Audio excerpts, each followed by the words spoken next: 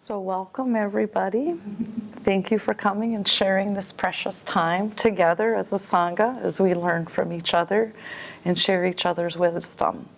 I feel very humbled and honored again to be sitting in front of you, but I know that there are many things that we sit here in this circle, we all learn from each other. And thank you for Martine for faithfully always recording these so that we can share them with the greater audience out there, because we're here every week for the most part, all of us, and we have this knowledge that we share with each other, that there are people out there who don't get these basics. So it's really profound and important that we're able to do this and share this with whoever it is out there in the World Wide Web who is interested in learning from these teachings. So I'm really humbled and really honored, really nervous again, as usual. And thank you for being patient with me as I go through these teachings. I have my purposes, I have my goals that I want to be able to share. And I've worked at putting this all together, and we'll see how much we get through as we go through it. But I think why I was inspired to teach the class on the Nine Yanas, the 9 successive vehicles, is that it's a teaching that Khenpo had taught to us back in 2008, and it is the teachings of the lineage, of the Nyingma lineage, of how they put the entire teachings of the Buddha into a successive vehicle. So it tells us how they fit together. Because we have received many, many, many teachings, and we are all been studying for a long time. So I thought it's good for us who have been around a while to go back and review and see, how do those teachings fit into the whole? How does our lineage look at that? And how can we know where we're going? So I mean, you have a path, you have a path that the Buddha taught, and he has said, I have shown you the path to liberation. The rest is up to you. So the rest is up to us, but we have this path that we can follow. And when I was preparing for the teachings, I did ask Khenpo one question. I said, this is the path. But he said, I was a little bit like, how does that fit in with the way the rest, Buddha is the awakened one. And he said, there are infinite ways to reach Buddhahood. I mean, there are infinite ways. You don't have to be a Buddhist to become an awakened being, to have compassion, to have openness, to have wisdom. But there's a well-worn path out there that we can follow. And so part of it is, once again, because I think that's kind of where my wheelhouse is, what is that path? How do you get from point A to point B? How do you be inspired to get from that point to the other point? And how do you demystify it? How do you make it understand it as a path? Also a spiritual path, but how does that spiritual path relate to our everyday lives? Because it isn't something that comes from our heritage. It doesn't come from where we came from, but how can we make it ours? And how can we talk about it in a way that makes sense to us? So those are kind of my underlying goals to achieve with this series of teachings, besides teaching what that path is. All that being said, all of the Buddhist teachings are held within the 9 yanas. So I'm not going to be doing those teachings. There's no way that I could in the time that I have, but I want to do some of those teachings. And we are getting some of those teachings throughout the summer from some of our other student teachers. And so they fit into those 9 yanas. And where do they fit in? So Mary is teaching the 6 perfections. That fits in with the framework of what we're learning. Kate is teaching White Tara. That fits in within the 9 yanas. Steve is teaching the 4 noble truths. That fits in. So as we receive these teachings, how do they fit into this path that we're learning? And how do we go from that progression from one to the next and build on all the rest? And that's the other piece I want to make sure to get across is that these are the 9 paths that lead up to the pinnacle of the teachings. They lead up to the Dzogchen teachings. You can't forget step 1, step 2, step 3, step 4, step 5, step 6, step 7, and step 8, and expect it to learn step 9 without having gone through all the rest. And I think that's important to know, and Khenpo stresses that. The most important thing is to have bodhicitta mind, and that's along the way is part of the teachings as well. But you can't forget a step in order to get to the 10th step. And as I was preparing and thinking about that and wanting to share that, how does that make sense to us? How can we bring that home and say, how can we understand that in practical methods? And if you think about looking at us and think about the races we were talking about, there's a 26-mile, marathon. You can't not learn to crawl. and then expect to run a marathon. And I think as Westerners, there are people out there who think, give me those advanced teachings, I want it now, I want it all, and I can have it all. But if you take a step back and look at this is a path for training, for learning, for becoming, whether it's spiritual or mundane, you have a path laid out for you. You hear the teachings, you study the teachings, and you practice the teachings. So you could read a running magazine all day long. You could read the teachings all day long. You can contemplate them all day long. But until you practice, which is meditation, you can't achieve the wisdom that comes with it. Just like reading a magazine, you can't achieve the wisdom of running. You will never run a marathon until you actually put the running shoes on and go. So there are many steps. We're born, we learn to crawl. It takes a long time to learn to crawl. Then we learn to walk. It takes a long time to learn to walk, and then it becomes natural for us. And so sometimes we don't even remember learning those things, but they become natural to us, and we have to go through those steps. And at some point in time, maybe we learn to run the 400-meter dash, maybe the 880, maybe the mile. And then if you really want to become a runner, then you start training, and it's training of how you eat, how you sleep, and how you train. I do 1 mile today, 2 miles tomorrow, 3 miles the next day, 1 mile the following day, 4 miles the next day, 3 miles the following day, 5 miles the next day, 2 miles the following way. And there's this path that, someone has laid out, and they know how to get there to get you to that 26-mile marathon. And that's all very well and mundane, but you know what? People have spiritual experiences while they're running a marathon. And I know there's people who say that they have that runner's high. So you could turn that path into a spiritual path if you wanted to, but it's not a spiritual path. It's a path of training your body. And the Buddhist path is a path of training the mind that has much more profound implications in it than, say, running does. But it doesn't have to be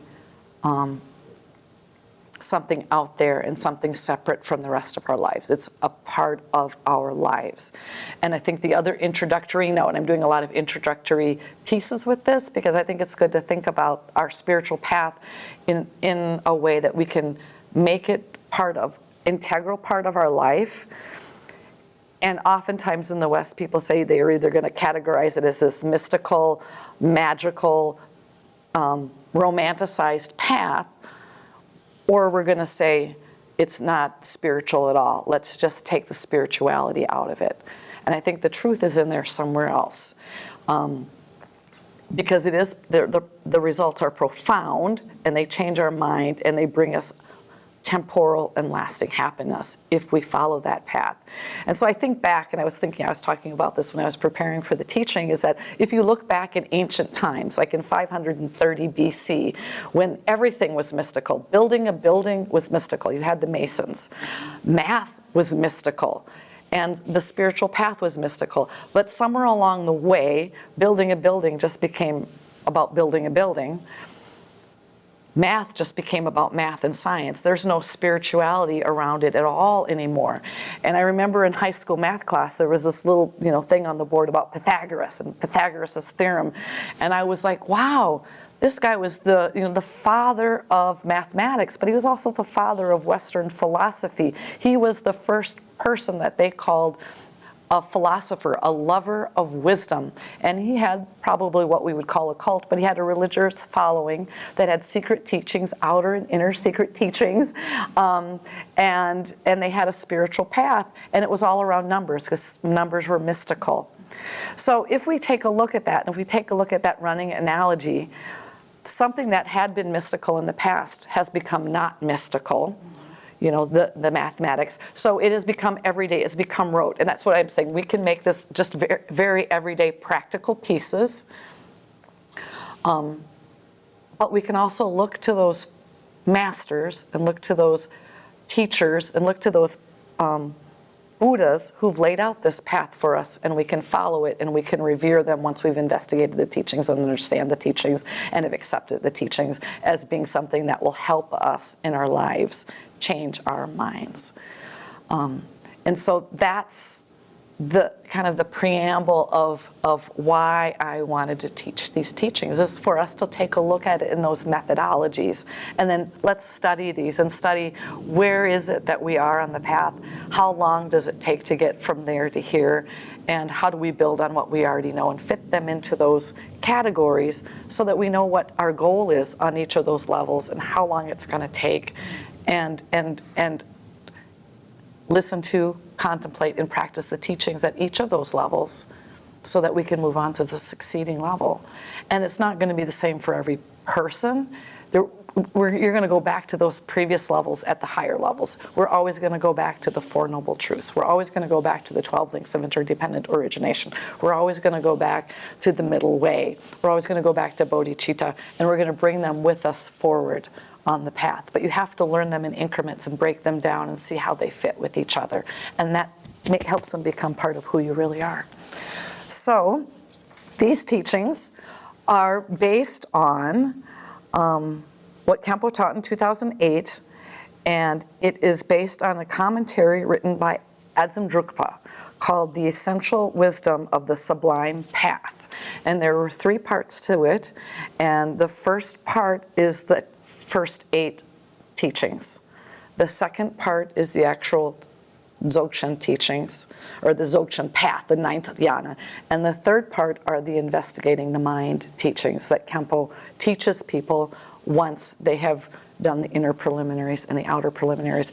And in the preamble of Adzim Drukpa's teachings, it says you shouldn't teach these teachings to anyone until they have practiced and completed the outer and the inner preliminaries.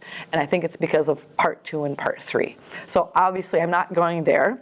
I'm just saying what the path is so that we can get there, so that we can then request those teachings when it's appropriate for each of us to request those teachings from our teacher. So that is the background on the 9 yanas. I think I've given you all the preliminary teachings. So I've also given some handouts. I don't know if everyone got the handouts, so I'll make sure that everyone has the handouts because I want you to take a look at them.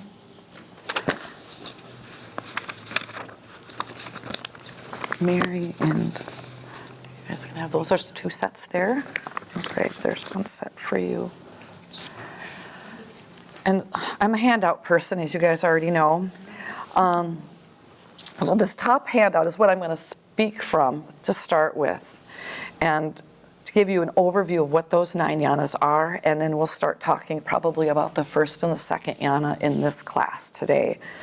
And this is an overview that I actually found on the web. The first page, the second page is a distillate. The second and third pages are a distillation of the teachings that Khenpo gave and are the distillation of the commentary from Adzim Drukpa. And that commentary, I want to make it available. I need to ask Cortland. Cortland had translated it, and it says don't distribute, but I'm sure that we can distribute it. This one here. Can we post these? Yes. On the Yes. website too? We certainly can. We certainly can, because it will be beneficial for everybody out there. So if you take a look at the first page, it says the 9 yanas. You have a listing of the 9 yanas on the left-hand side, and then underneath it, I have a listing of the gateway, the view, the meditation, the conduct, the result, the duration, and the benefit. And that's from the teaching from Adzim Drukpa, and that entails the second and third teachings. So for each yana, we will talk about what is the gateway, what is the entry point, what is the view, what is the meditation, what is the conduct, what is the result, what is the duration, and what is the benefit. So when we start talking about that, that's what we'll get to for each of the yanas. This first page is a way to take a look at how do those 9 yanas, Ron's not making it.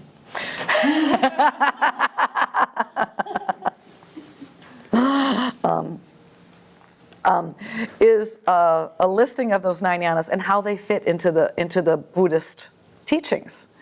So if you take a look at it, I'm going to go over to the first and the second yana. They fall within the first turning of the wheel of the Dharma.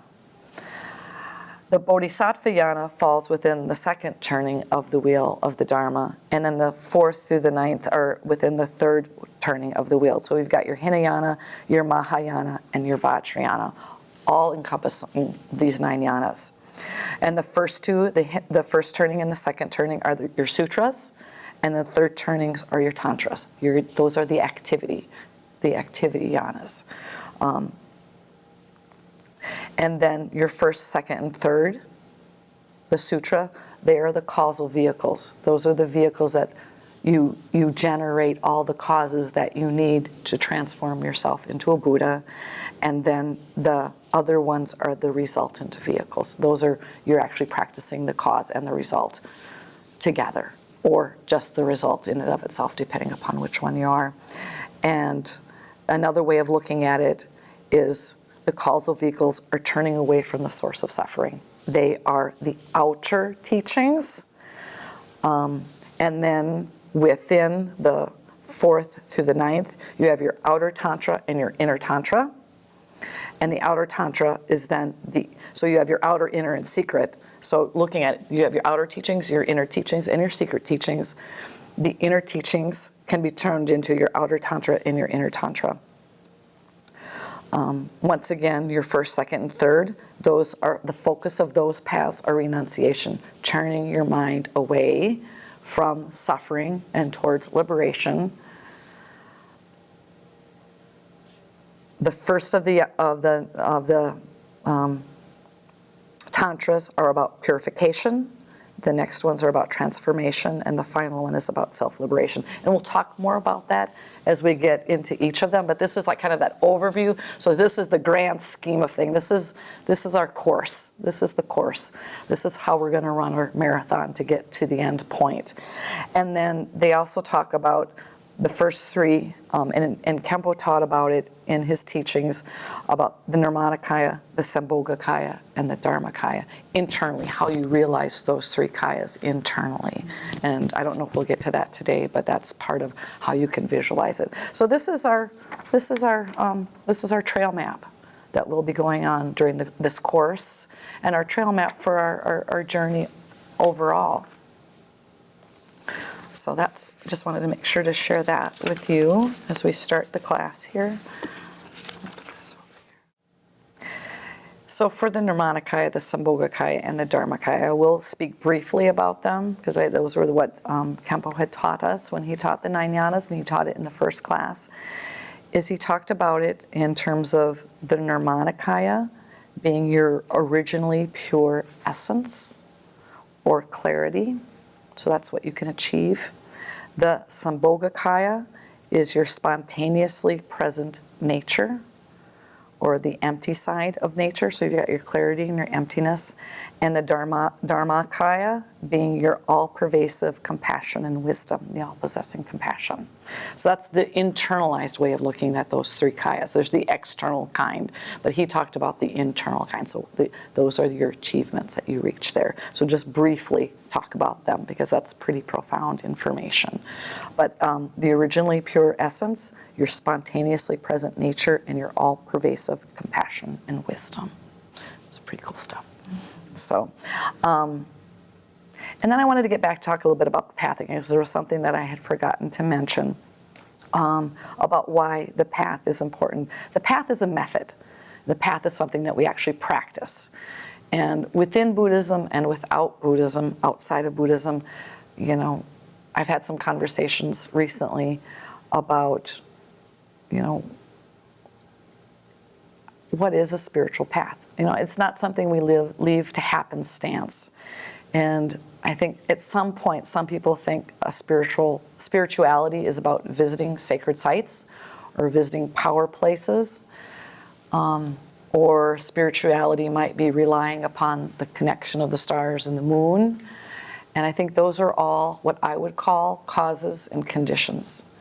And so if we want to leave our paths up to causes and conditions, we can visit sacred sites and hope that we might get some kind of power or energy from them. Or we can say, there's these stars are in alignment and therefore this opportunity is available. But unless we apply the methods, they won't help us very much.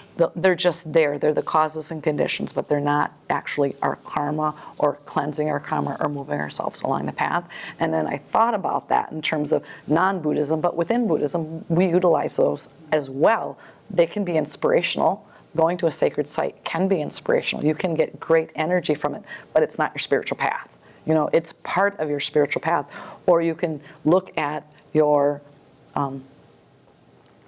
birth chart, or you can look at the stars and the moons, and you can see how they're influencing you. But unless you want to leave it to happenstance, you know, we might have sacred ceremonies on a certain day or not do something on a certain day, but we're still practicing our path. So I just want to make sure to throw that in as something that I wanted to make sure to talk about us, because I think in the West that we can fall prey to that. I think that's a danger for some people to think that that is all into everything, but they're not part of the actual path. That's self-transformation. I have shown you the methods of transformation. Now it is up to you. And that's what the Buddha said. And I thought that's kind of what I wanted to make sure to talk about as well. So let's talk about the shravaka yana. The shravakas, well, first of all, I'm going to back up. I'm sorry. Before we talk about the shravakas, I want to talk one more thing about the overall grid in general. Because as part of the teachings, before you even get on the path, so that is a good segue. Before we even get on the path, there's the 6 classes of sentient beings. And unless we are on a path, we don't have any realization. We have no realization. So we are likened to a being who is searching out there everywhere for hidden treasure. We want, we're looking, we need, how can I have something that I don't have? And because we don't have a path, we don't realize that that hidden treasure is buried beneath our very floor of our home. And that's a traditional way of talking about that hidden treasure that's within us. We're out there looking for it, but unless we look inward, unless we start training on the path, we won't find that hidden treasure, and that treasure is there. It's for us to access at any point in time. We just need to shed our obscurations, need to burn off our karma, and practice virtue, and try to, tame our minds so that we can find that treasure that's hidden within us, which is ultimate liberation for benefit of ourselves and the benefit for all sentient beings. So that would maybe propel us to say, okay, this is the path. Let's look at the path then. And then there's another level, what is called the Forders, subject to eternalism and nihilism. And what they realize is mistaken realization. So we have no realization until we enter the path. And then there are the people who are propellers of different religions or spiritual paths that don't lead anywhere, or may lead down wrong paths that don't bring you to liberation. And oftentimes, there's a whole series of traditional ways to look at the different Eastern religions that break down basically into eternalism or nihilism. Nothing changes. There's a God out there that will fix everything for me. Or nihilism, nothing exists. And because nothing exists, I don't have to do anything. That's a very simplistic way of looking at it, but they have mistaken realization. So then we come on to the path. And the shravaka yana and the pratyekabuddha yana are able to realize partial realization. And I think the thing that we need to remember is just because it's partial realization doesn't mean it's not realization. They have reached a high level of realization within their paths that they accomplish. And we will talk about that later when we get to talking about the Bodhisattva yana, because that's at the level where we'll start talking about the 10 bhumis and the 5 paths within the Bodhisattva yana. But the partial realization that a shravaka and a pratyekabuddha achieve are actually up to that 7th level bhumi, which is pretty highly realized beings. And so they're on their way to achieving that full realization. And so if you want to take a look now to the shravaka, the listeners and the proclaimers. So the gateway or the entry point to that path is the studying of the Four Noble Truths and the studying and the practicing of the Four Noble Truths. And once again, those are one of the basic teachings that we're learning this summer. So I'm not going to go into what the training on the Four Noble Truths are, but it's also about discipline. So taking the pratimoksha vows. And the Four Noble Truths, of course, are there is suffering, there's a cause of suffering, there's a path to end suffering, and there's a cessation of suffering. And that's, once again, moving away from suffering. It's the causal vehicle. Let's move away from suffering. Let's end suffering. Let's achieve that level of liberation. And once you achieve that liberation, you never go back to it again. And that's what you achieve on that path, is the cessation of suffering, which is pretty profound. So the view is that they're working on this, though, for themselves.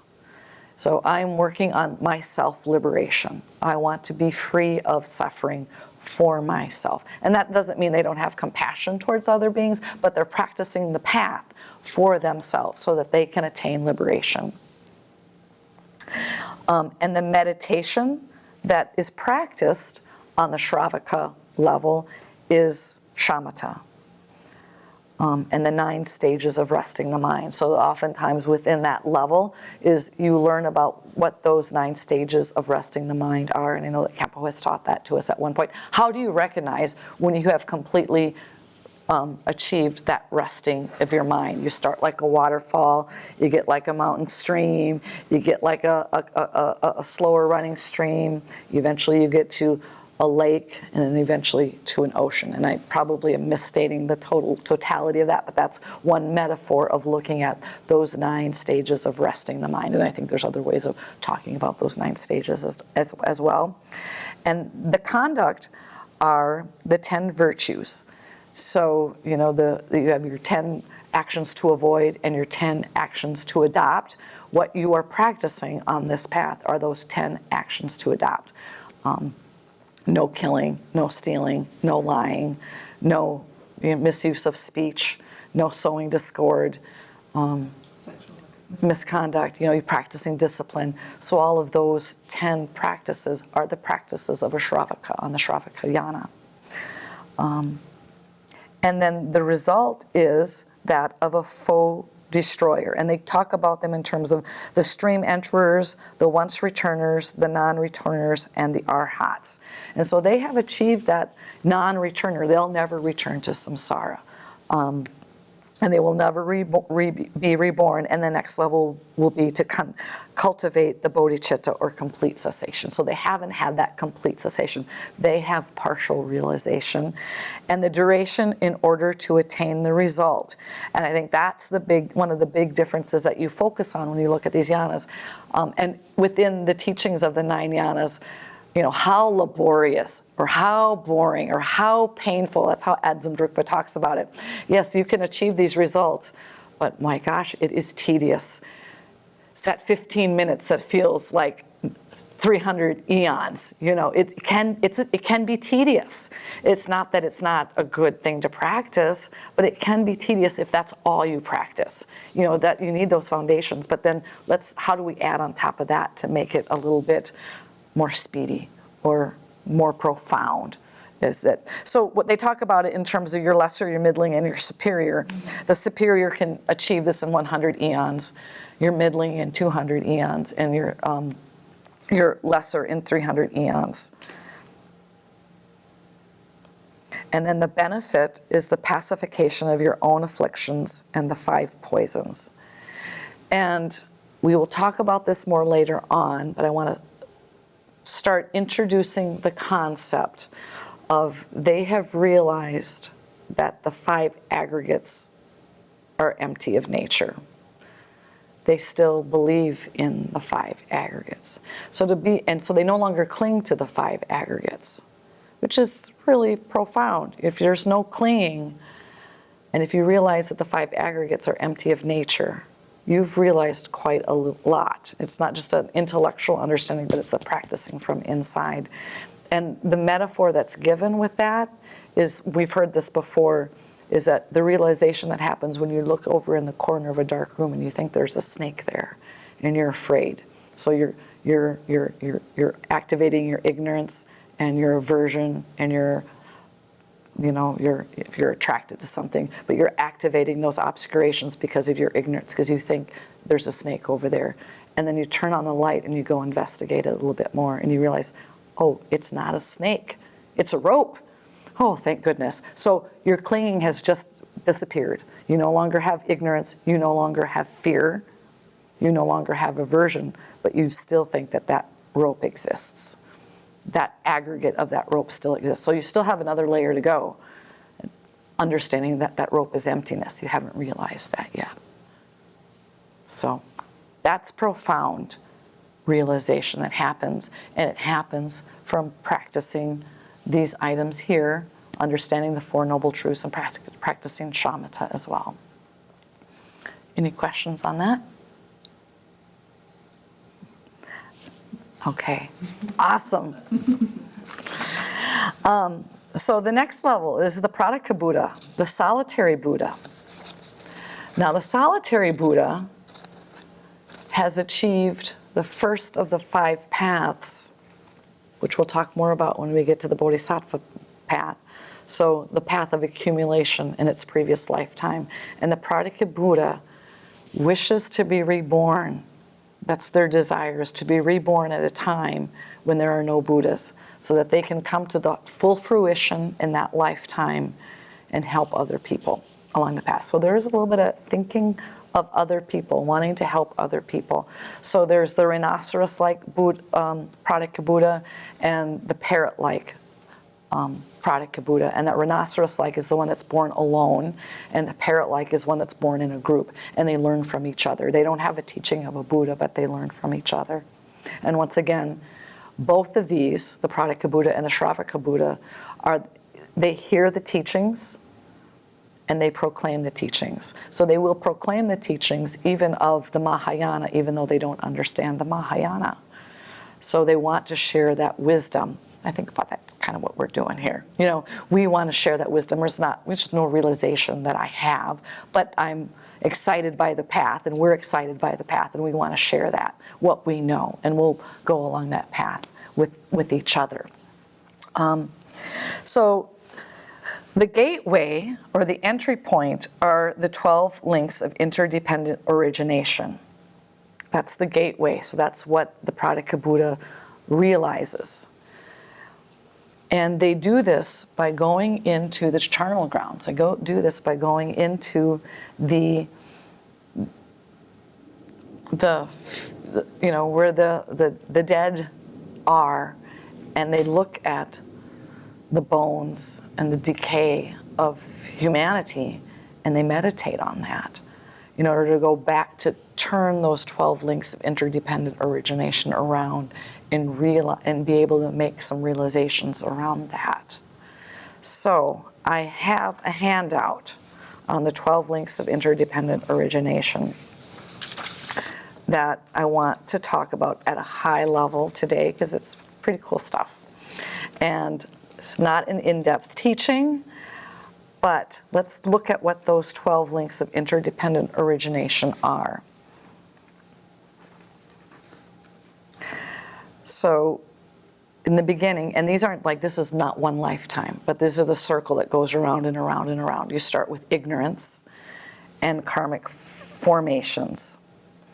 And actually those two, ignorance and karmic formations, are what you come into this world with. So you come in with ignorance and all the karma from your past life. That's what you bring into this world. That's what happened in the past. And so as you think about the 12 links of interdependent origination, and you also think about another saying of the Buddha or on the Buddhist path, if you want to know where you came from, if you want to know about your past life, look at what you are now. So we are the product of what happened to us in the past, whether it's a past life or any karmic conditioning that we brought with us and we built on. If you want to look at where you're going next, what's going to happen to me in the future, look at what you do now. So what you are is a product of the past, and what you become is a product of what you do now. And we have control over that, and that's what the pratyekabuddhas learn by taking a look at looking at how these come into existence, but then reversing the order and taking them back again. And we have the power to be able to do that. We can take a look at, go back, and what they have been able to do is they are able to stop forming any new karma because they understand these 12 links. So if you look at that ignorance and karmic foundations, they are our past life. Now, in our current life, we have consciousness or awareness. Name and form, those are the 5 aggregates. And then we have the 6 sense sources. So when consciousness, name and form, or the 5 aggregates, and the 6 sense sources they come together. So it's myself, the object, and consciousness. Then you have contact between all those 4 items. You have contact. You're not thinking about them yet. There's nothing in that that's going to cause negative karma. Nothing in the fact that I have my 5 aggregates, I have sensing. Nothing in the fact that there's things out in the world that I'm sensing. And there's nothing in the fact that there's consciousness that contacts those items out in the world that will bring me suffering. But what happens next in our current life, partly because of the karmic from our past, is we then have a feeling or a sensation about what we're sensing. Craving, desire, aversion, jealousy, or pride. That then, if we have those feelings about those items, then we're going to develop craving or clinging. We're going to develop grasping. And so the consciousness, name and form, 6 sense sources, and contacts are the effects of the present. They're not really, they're an effect. They're not a cause. They're an effect.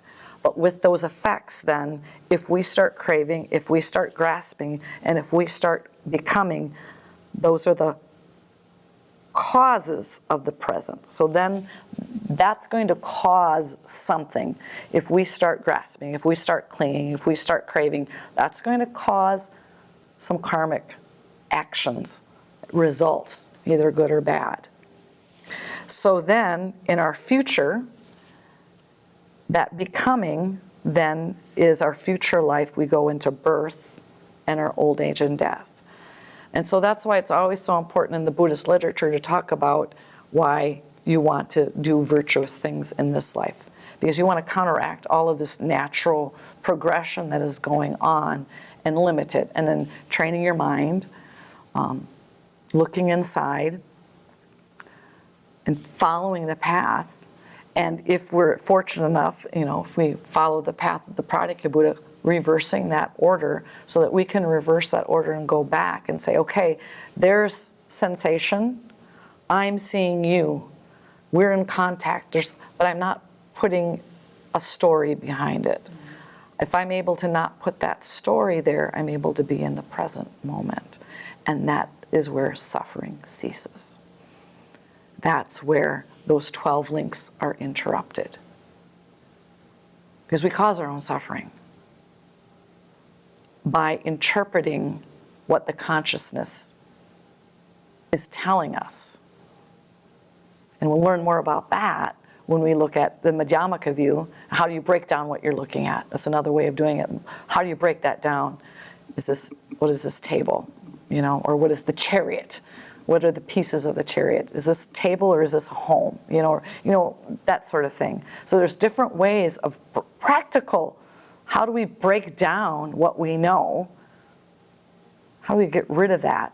These are those methods to break down what we think is real so that we can be free of suffering. And that's what the pratyekabuddhas do on their level, is that they look at this 12 links and they're able to reverse it and stop that suffering because they're able to break that future karmic creation. Once again, pretty profound. It takes a long time. So, getting back to the grid, the meditation is on the emptiness of the 12 links in order to reverse their order. So there's a realization of emptiness that happens because of that. Everything is created because there is emptiness. You can't create something unless it comes out of, an emptiness. You go back, and there's an openness. You know, one way to talk about emptiness is that open potential. You go back to that open potential, free of your obscurations, free of your habitual tendencies, and then that you can create something new from that. Once again, the bodhicitta isn't there. That's the next level of bringing in that bodhicitta. But the conduct is activities to benefit the self and some that benefit others. So you're starting to benefit others because you're there to teach. Your wish is to help other beings as you are coming to your lifetime. The result is the wish-fulfilling state of bliss, and the duration is the same as that of the pratyekabuddhas, and the benefit is the same as the conduct. So benefit to self and some to others.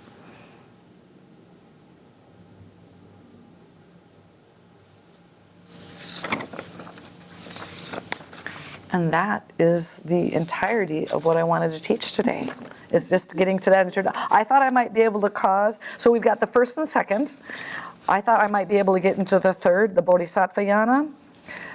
But that's all about the middle way. And I started looking at that, and I'm like, there's no way that I am going to start teaching that, or even giving a high-level overview. I think what we just digested here is quite a bit.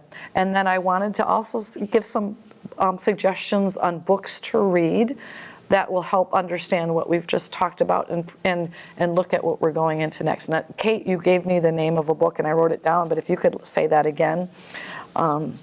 Is a Thich Nhat Hanh book. And while we're looking up that, two books that I thought are really good with looking at your mind, looking inward, is another Thich Nhat Hanh book called Understanding Our Mind. Is that the first book you're talking about, or did you just give a title a moment ago? I didn't give a title. Okay. Can you hold it up a little higher? Yeah. So I think this is a really good book. It's a complex book. It's not an easy book to read.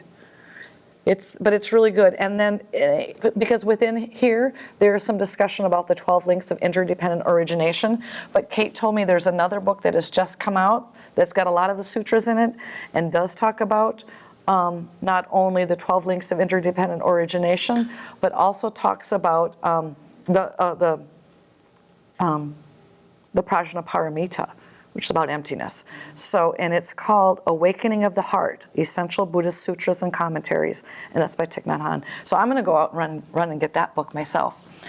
And then the other book that I wanted to talk about, difficult book, not easy book, Introduction to the Middle Way, Chandrakirti's Madhyamakatavara, with commentary by Jamgon Mipham.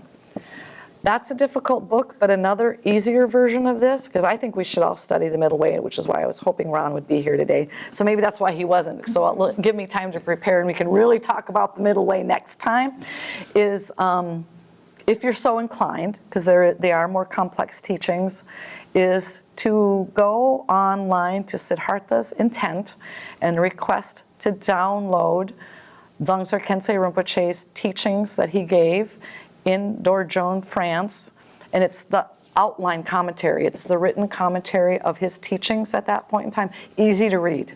It's easy to read commentary on the Madhyamaka, on the middle way. Can you say And that again, please?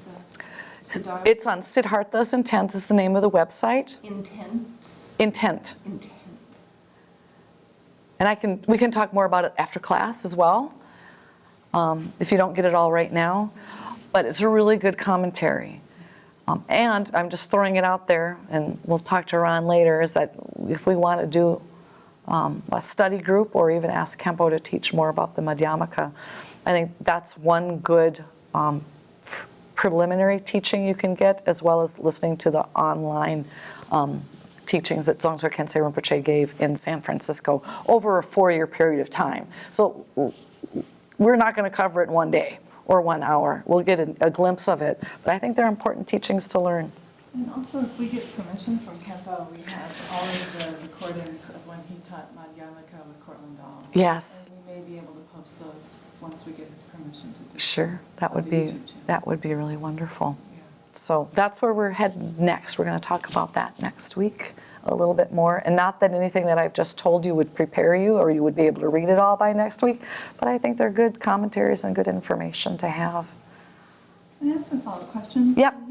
Did I understand correctly that the shravaka and the pratyekabuddhas, the solitary Buddhas, that once they achieve that, they're already at the seventh bhumi, they're at the seventh level? Yes. And at that point, the seventh level, is that where they're not going to return, or is that the eighth level? Because I can't remember right. I'm guessing, when I say that, my guessing is the seventh level is that they're not going to return. However, I was looking at my notes when Khenpo taught this, so I'm looking at different sources, so we should probably follow up with him at some point in time, is that it does say that the pratyekabuddha attains full liberation. He goes through the path of accumulation in the previous lifetime and goes through the following 4 paths in this lifetime, which means you reach the 10th bhumi. So I've heard some conflicting information about it, but I think that's minor at this point in time. But I think it's up to the 7th. And it is the Bodhisattva that then outshines, as Longzor Khyentse Rinpoche says, it outshines the pratyekabuddha and the shravaka Buddha at the 8th bhumi. And not until the 8th bhumi does the Bodhisattva outshine the other 2 Buddhas. So just to repeat what you just said, in some ways the first 2, the shravaka Buddha and the pratyeka Buddhas, they're really taking care of the self so they can establish themselves in wisdom and in Buddhahood, and then they really have an opportunity as the Bodhisattva to return in whatever form they need to take to help others. Is that sort of... I've not read that way, but that sounds logical. Okay. That sounds logical. So they can never return to ignorance. Right. Fundamental ignorance. That's the... Yes. That's the... They'll never return to suffering. Okay. So yes, the next item that the Bodhisattva does is that brings in that compassion for all beings. But not that it's not there, but it's that total enlightenment. Okay. Yeah. So because we're talking about the Shravakas and the Pratyekabuddhas, I thought, unless there's any more questions, we could do shamatha meditation today. And I was thinking about 20 minutes of meditation would probably be good. And the shamatha meditation that I would like us to do is a focused meditation with a focusing on the breath. And focusing on the breath, the 3 stages.